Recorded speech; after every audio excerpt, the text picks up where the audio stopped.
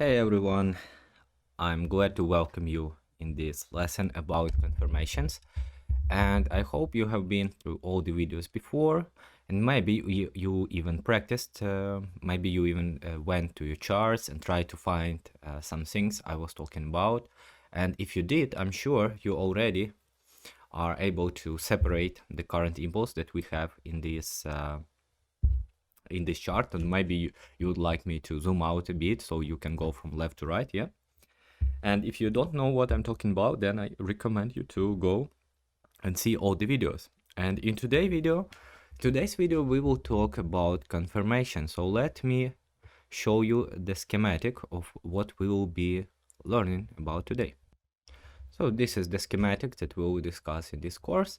And what we have here is structure from high time frame, and then the price comes into the zone, into our demand zone in this case, that is based in the structure, so like we discussed before. And then when the price taps into the zone, you go to lower time frame. And again, for now we will go only with two levels of confirmations.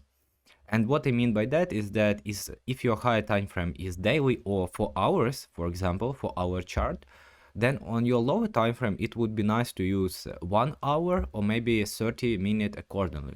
The time frames are pretty flexible and they depend on how the actual price action is delivered to you. So I do not recommend to be really fixed with the time frames, because price and markets they do not work like this. They can deliver in different manner, and sometimes there is a clear move on daily but not clear on 4 hours, and sometimes daily is like confusing but there is something clear on 1 hour, and then you can use different time frames for confirmations. The rule I use for these levels of confirmation is that your confirmation time frame should be relatively distant from your higher time frame. And what I mean by that is that if this is daily, then there is no need to use 12 hours for confirmation usually, or like 16 hours. Yeah. It's better to use something smaller, because what you will basically look at is the same moves.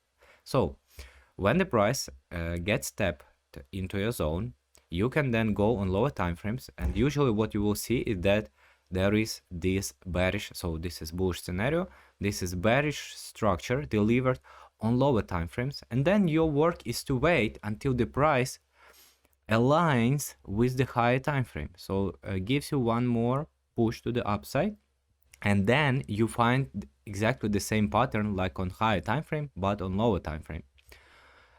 Exactly the same zone, and wait for the price to tap into it, and then you enter when the price stops in the zone, so shows you at least some reaction, or goes above the candle that tapped into the zone. So imagine candles going down, and you just wait until the price goes above any candle that is in the zone, and then you enter. So this is the basic confirmation we have, and let me show you how it looks on the chart. Okay. So this is our working range, and you see this is a breakout structure, and you can use this bigger zone, or as you remember, you can refine, so you can use this bigger up move before the down move and start to look for confirmations already here. But it's better to refine the zone at least maybe to this part of the down move, this unmitigated part, and you can refine even lower, but then you understand that there is more chance that you will miss the move from here. So let's see if the price will mitigate it, and I will use 15-minute time frame for my confirmation. So this is my structural time frame, and I will go one level below for 15 minutes and see how it looks there. So you see on 15 minutes we are starting this bearish leg, and now remember the time frames are independent but they are interconnected at the same time. And if we have bearish structure now on 15 minutes, we need to expect they to continue bearish.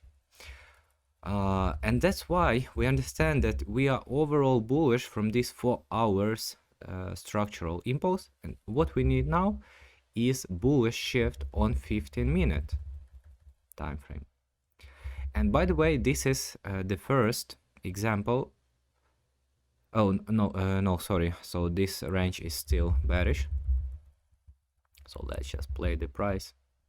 So this is the first time the price went bullish, and this is the zone where this bullish move came from. But you see what's interesting, the price started to break down through the zone, and that's why I mentioned that when you have a zone, it's better to not just enter on the basis of a tap like this, but it's better to wait until the price goes above the candle and gives you an entry. So yes, these kind of entries are possible, but they to take away one more layer of confirmation from you. So you see, this zone gave no entry and started to be bearish again. And let's just see what the market, I mean, of course I know this is a hindsight trade that we will discuss later, but for illustration purposes that's fine. So now we have a very clean, very confident shift of structure on the lower time frames that went to this refined smaller zone, and we have very clean zone down move before the up move with this imbalance, and now we need a tap into a zone. So we tapped into the zone, and now if the price, so now you have two options. You can wait until the price starts to at least slow down in the zone, and then you can enter.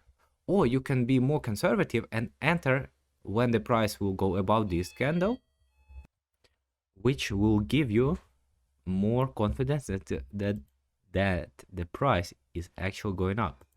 So this is what you can do, and you can place stop loss either below this low or below the zone, and then depending on that you will have different kinds of risk to reward. Again, it's better to go at least to 1 to 3, or like you can do higher. It will all depend on your back testing and your personality and on how long you are willing to wait. So you see, the price goes above, and this was your like buy stop or just market execution, and we are using more conservative stop, and let's try to bring it to 3RR. Yeah, so this price went to 3RR, and it went even higher. So I remember that this range then fails. Let's see how much this trade runs before hitting our break even, and I recommend you doing the same. So when you are backtesting, start to notice how long this trade runs. So possibly maybe 4R with a big stop loss, and then fails. Oh no, it goes even higher. Oh yeah, I think that's enough. So this kind of trade gave us like 7R with this big stop loss. And this is how confirmation looks like, and you will see more examples in the next videos. Remember, you can practice this and send me your screenshots in the chat. See you later.